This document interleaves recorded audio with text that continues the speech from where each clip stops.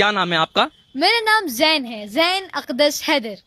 जैन? हाँ, ठीक कर किया मैंने प्रोनाउंस? बिल्कुल 100% परफेक्ट। अरे भाई तो जैन जी ये बताइए, जैन या। ये बताइए किसका मतलब क्या होता है जैन का? देखिए, जैन का मतलब होता है खूबसूरत चेहरा। खूबसूरत चेहरा। यार जिस ढंग से आप बातचीत कर रहे हैं, आपका जो बॉडी लैंग्वेज है और जिस तरीके से आप बोल रहे हैं, आपका अंदाज, लहजा और आप हर चीज ही खूबसूरत है। अरे शुक्रिया। Perfect perfect. तो जैन जी ये बताइए कि आप इस प्रोटेस्ट साइट पर यहाँ आए हुए हैं, जो आंदोलन चल रहा है, यहाँ आना आपका कैसे हुआ? देखिए, जनरली यहाँ पे जो प्रोटेस्ट है, सबसे पहले हम समझते हैं कि ये प्रोटेस्ट है क्यों।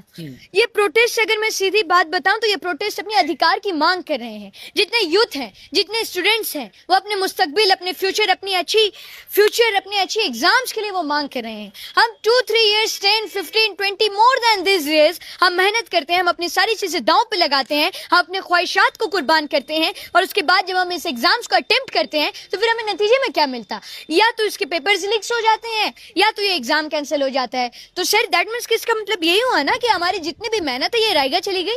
तो जब मैंने देखा कि सारे स्टूडेंट्स, सारे यूथ आवाज उठा रहे हैं, तो मैं भी सोचा कि मैं भी अपने फ्यूचर के लिए, सारी दीदीज और भैयास के लिए आवाज उठाऊं। हम कोशिश करें कि इस देश को और आगे पुश करें। हम कोशिश करें कि ये जो सोने की चिड़िया है, इसको और आगे हम पुश करें, ताकि ये किसी भी चीज में पीछे ना रहे।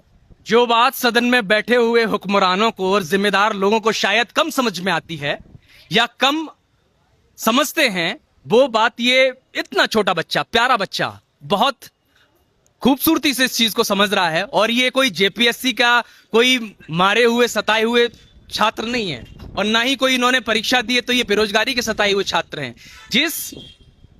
जैसा कि उन्होंने बताया 6 क्लास में पढ़ रहे हैं, जो इनकी उम्र है, जिस उम्र में बच्चे शायद इस आयोग और इस व्यवस्था और शायद इस सिस्टम को समझते नहीं हो, ऐसे में ये इस पूरी जो इसका जो नेक्सस है, इसके पीछे की जो हकीकत है, इसको समझ रहे हैं। तो आप समझ सकते हैं कि इस बच्चे का इंटेलिजेंस और इसका इंटेलेक्ट लेवल क्या है। और निश्चित तौर पे मैं तो कहूंगा कि चाहे देश भर में या दुनिया भर में जो तमाम हमारी नवाचार और जो प्रतिभाएं हैं, जो ऐसे जो बच्चे हैं, यही असली किसी देश या राष्ट्र की पूंजी होते हैं। अगर वहां की जिम्मेदार सरकारें अगर ऐसी पूंजी को सहेजने में अगर कामयाब नहीं होती हैं, तो मैं समझता हूं कि इस व्यवस्था का पूरा फेलियर है।